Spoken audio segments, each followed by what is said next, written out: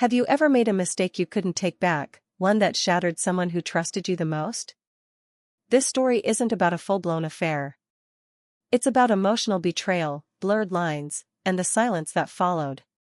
When my sister caught me in a moment I never should have let happen, everything in our family changed. I'm not here to justify it. I'm here to tell you exactly how it happened.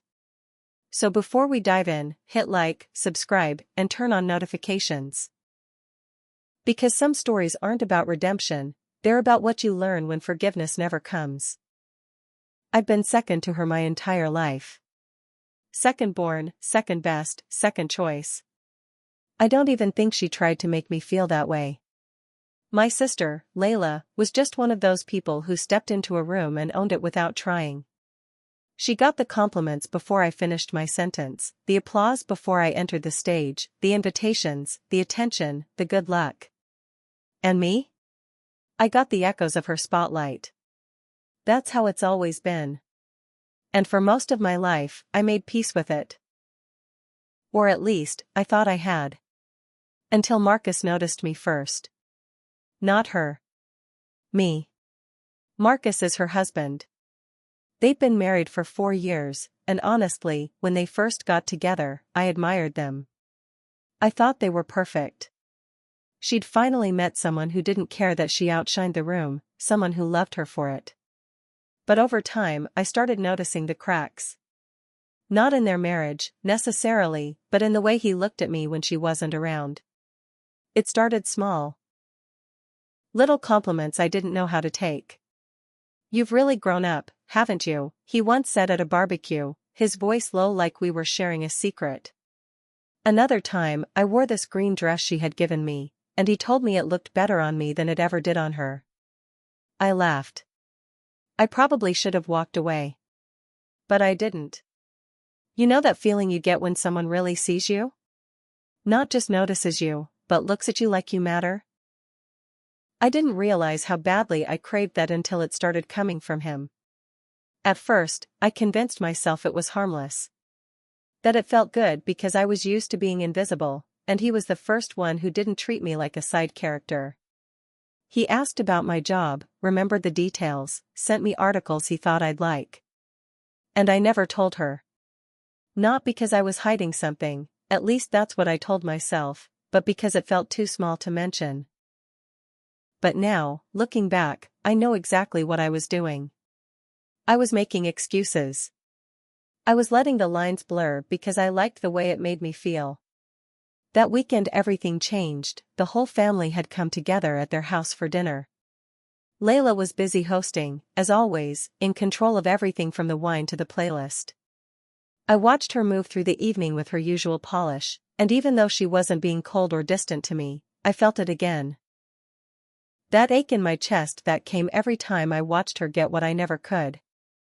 I tried to shake it. I smiled, poured drinks, made small talk. But Marcus kept finding his way over to me. At the sink while I rinsed a glass. In the hallway while I looked for the bathroom. Just little moments that wouldn't mean anything if you weren't already looking for meaning. But I was.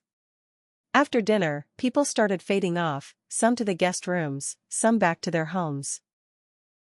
Layla went upstairs early, saying she had a headache. Marcus and I were left in the living room, half a bottle of wine between us, the soft hum of music playing from the kitchen. I should have left then. I should have thanked him for dinner and gone to bed like everyone else. But I didn't. I sat on the couch, and he sat beside me, not too close, but close enough. And then we talked. About work, about pressure, about how hard it was to live up to other people's expectations. He said being married to someone like Layla wasn't always easy. That he felt like he had to be on all the time, or risk being left behind. I don't know why that made my chest ache. Maybe because I knew the feeling. Maybe because it was the first time he sounded human. He touched my arm when he said it, not in a romantic way, not in a way you could point to and say, "There, that's the line." But it lingered just long enough for my skin to register it. I didn't move away. I don't know why. I froze.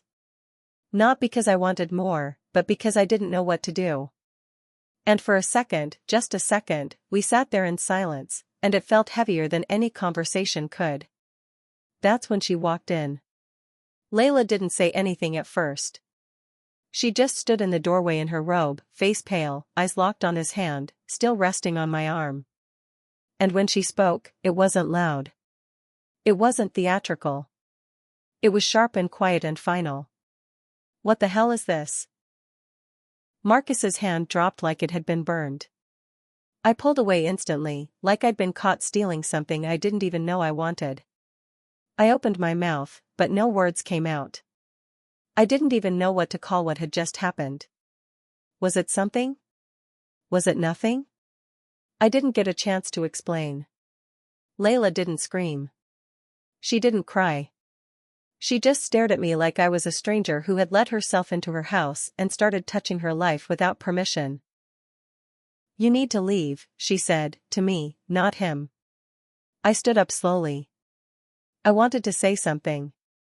I wanted to scream that nothing happened, that it wasn't what it looked like, that I didn't mean for any of it to happen.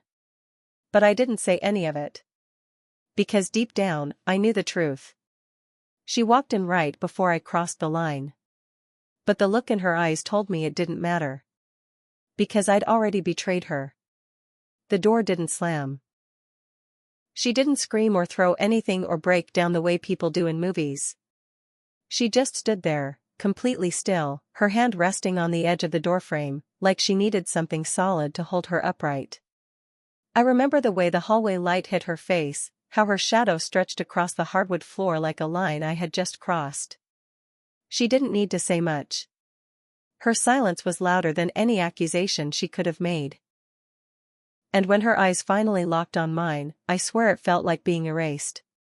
"You need to leave," she said again, quieter this time, but no less sharp. Marcus didn't speak. Not a word. His hand had already dropped from my arm like it never belonged there in the first place, and now he was staring into his lap, jaw clenched, eyes wide, like he wasn't sure if he should stand or disappear. The silence between the three of us felt suffocating. My ears were ringing, my heart beating fast in a way that wasn't just guilt, it was shame. Hot, crawling, overwhelming shame. I didn't even remember how I got to the front door. One minute I was in the living room, the next I was outside in the cold night air, barefoot and confused, my coat still hanging on the chair behind me.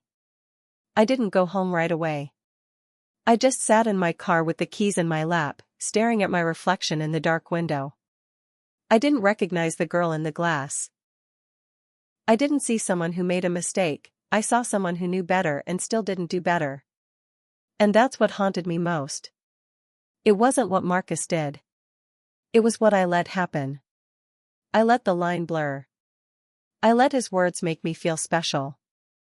I let myself believe that just because it wasn't physical, it wasn't betrayal. But she had seen everything. And she didn't need to catch us kissing. She didn't need to find a text or hear a voicemail. That one moment, him touching me not pulling away.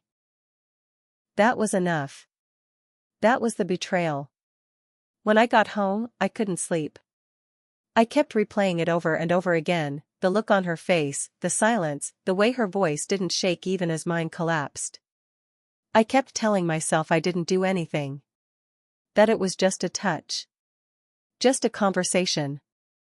But deep down, I knew that wasn't true. The cheating didn't start with a kiss. It started with attention. With secrets. With feelings that never should have been fed. And I had fed them. Over and over again. Because I liked the way he looked at me. I liked being seen. And now? Now I wished I could scrub every second from my memory. The next morning, I woke to 20 unread messages. None from her. None from Marcus. Just my mom asking why Layla had called her at 2 in the morning. A cousin texting, "Are you okay?" A friend from work asking if I wanted to talk.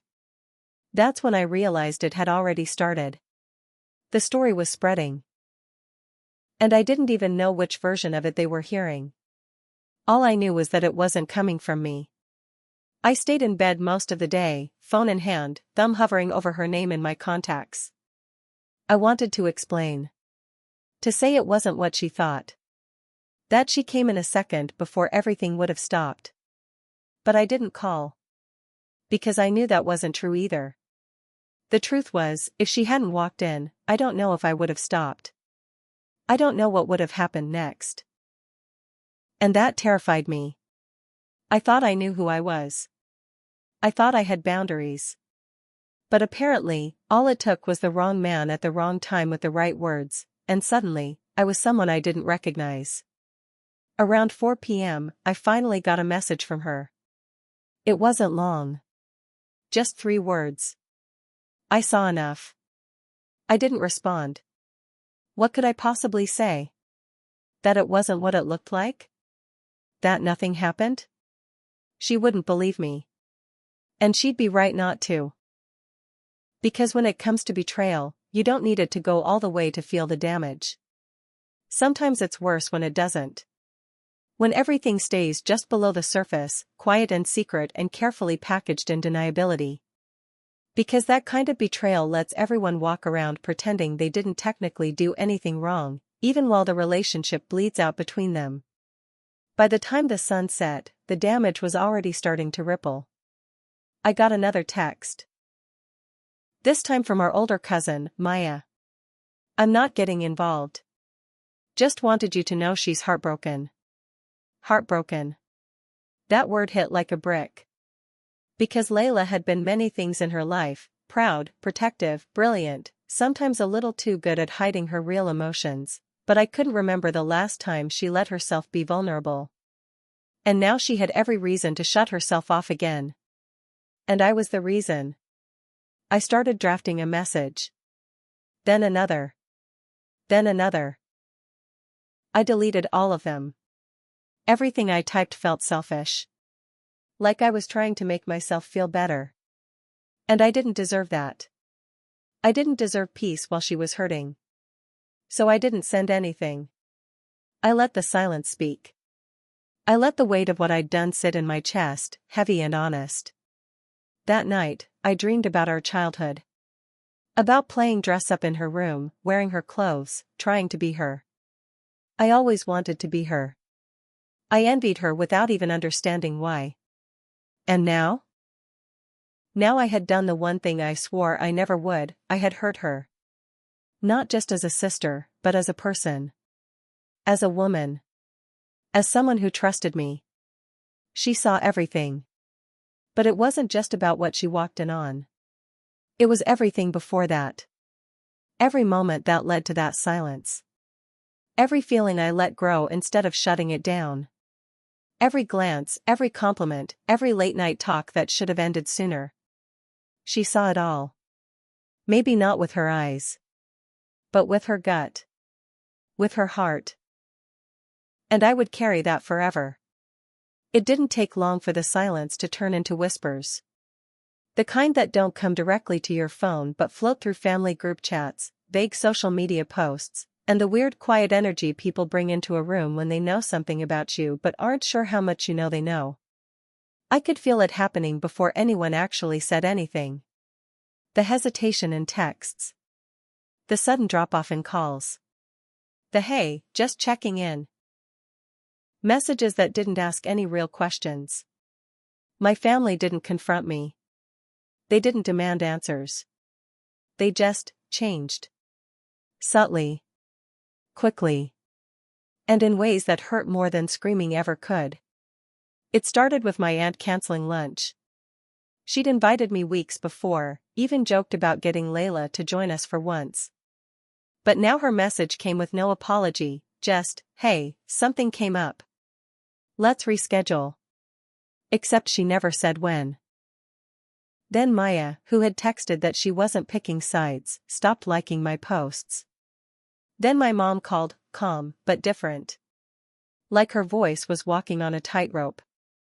She asked if I was okay, but not in a way that showed she wanted the real answer. Just enough to say she reached out. Just enough to say she did her part. And I hated how much that stung. I wanted to ask her, what did Layla tell you? I wanted to explain, to say it wasn't physical, to say I didn't cross that line. But the thing is, when people decide who the villain is, they don't always need the whole story. Just enough to justify turning away. And no matter how many times I replayed it in my head, no matter how I tried to shift the angles, I couldn't deny what it looked like. I couldn't deny that, at the very least, I had let my sister feel humiliated, betrayed, and heartbroken. So maybe they weren't picking sides. Maybe they were just picking her. And honestly, I couldn't blame them.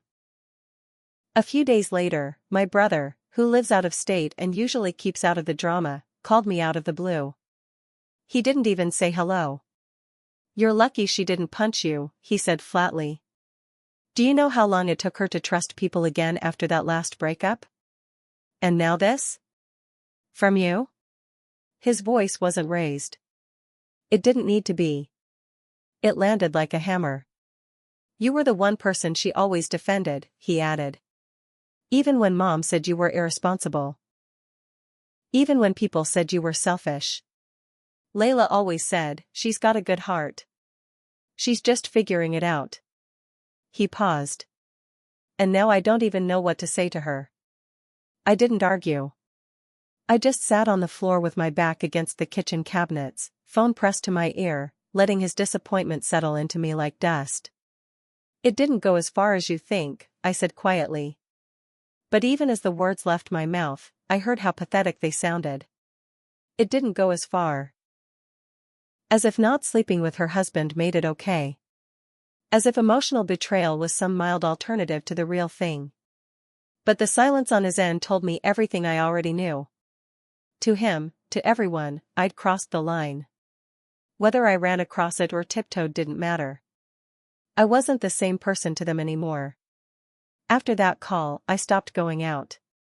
Not because I was hiding, but because I didn't know who I'd run into and what version of the story they'd heard. It wasn't about facing judgment. It was about drowning in shame. I was afraid someone would ask, what really happened, because I didn't know how to answer that. I didn't know how to say, I let it happen because I wanted to feel important. That's the part no one talks about, the way attention becomes a drug when you've lived in someone else's shadow too long. I didn't want her husband. I wanted her life.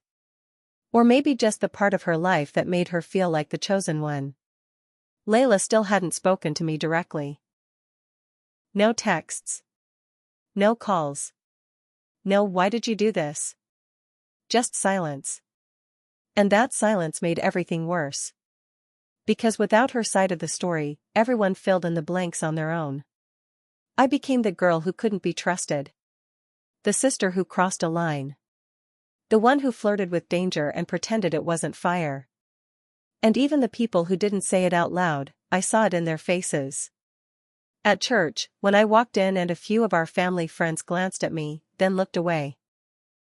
At the grocery store, where an old friend of hers passed me in the aisle and didn't smile. The quiet punishment was everywhere. One night, my cousin Jess, one of the few people who still messaged me, called and said, "I don't know what really happened. I'm not asking you to explain. But whatever it was, you need to figure out who you want to be after this. Because people are going to remember it. You can either let that destroy you, or you can start becoming someone who wouldn't do it again." She didn't say it with anger. Just honesty. And for some reason, that conversation stuck. Not because it made me feel better. But because it made me feel possible. Like there was a version of me worth finding again. That was the first night I journaled. Not because I thought it would fix anything, but because I didn't know where else to put the weight. I wrote down every truth I didn't want to say out loud. How I liked the way he looked at me. How I stayed in the room when I should have left. How I'd been silently jealous of my sister for years and never wanted to admit it. I wrote until my hand cramped, until the shame softened just enough to breathe. I didn't know how to fix what I'd broken. I didn't know if I could. But I knew this, I was done pretending I was innocent just because it hadn't gotten physical. I was done acting like I didn't know better. Because I did. And the people who were walking away from me now? They weren't the ones who failed me. They were the ones who finally saw me clearly. And maybe, for the first time, I was starting to see myself that way too. I always thought the worst part of losing someone was the moment they walked away. But I was wrong. The real pain comes afterward, when you realize they aren't coming back, and you don't have the right to ask them to. For weeks, I checked my phone every morning, every night, every time it buzzed, hoping her name would appear. Not because I expected forgiveness. I wasn't naive enough to believe it would come that easily, but because I wanted a chance to show her I understood the depth of what I'd done. But she never reached out. And eventually, the constant checking became its own kind of humiliation. So I forced myself to stop waiting. The day I saw her again, it was by accident. I was leaving the pharmacy with a bag of things I didn't even need: gum, lip balm, a bottle of cheap lavender lotion. When I saw her across the parking lot, loading groceries into the back of her car. She looked tired, but composed. Her hair was up, her sweatshirt oversized, her movements quiet and deliberate. For a moment, I imagined walking over. I imagined saying something simple like, "Can we talk?" or "I'm sorry." But as soon as she looked up and her eyes briefly flicked in my direction, I realized how selfish that would be. She didn't glare. She didn't frown. She didn't even acknowledge me. She just looked through me. And that was enough to stop me in my tracks. I stood there, half hidden behind a row of carts, heart pounding, hands trembling. I thought about every memory we'd shared, late-night talks in our childhood bedroom, the way she used to braid my hair for school, the way she defended me even when I didn't deserve it. And now? We were strangers. Worse than strangers, actually, because strangers don't have history to mourn. Strangers don't have a wound shaped like a sister. I wanted to cry, to break down right there on the sidewalk, but instead I just watched her finish loading the car, watched her close the trunk, watched her drive away without looking back. And something in me broke quietly, like a scene that had been too strained for too long. That night, I did something I had been avoiding since the moment everything fell apart. I wrote her a letter. Not to send, but to say the things that needed to be said somewhere, even if only on paper. I sat at my desk with the lamp on low and wrote for almost 2 hours. I apologized, not in the shallow, self-pitying way people do when they want absolution, but honestly, specifically, painfully. I admitted every insecurity, every moment I should have walked away, every choice I made that felt small at the time but ultimately led to the moment she walked in and saw everything she needed to see. I wrote about jealousy I never wanted to name. I wrote about attention I never should have accepted. I wrote about her pain, not mine. And when the letter was finished, I didn't feel lighter. I didn't feel healed. But I felt honest. For the first time in weeks, maybe months, I wasn't lying to myself. I folded the letter and placed it in a box with other things I didn't know what to do with: old photos, notes from school, birthday cards she'd written me over the years. The letter didn't belong to her anymore. It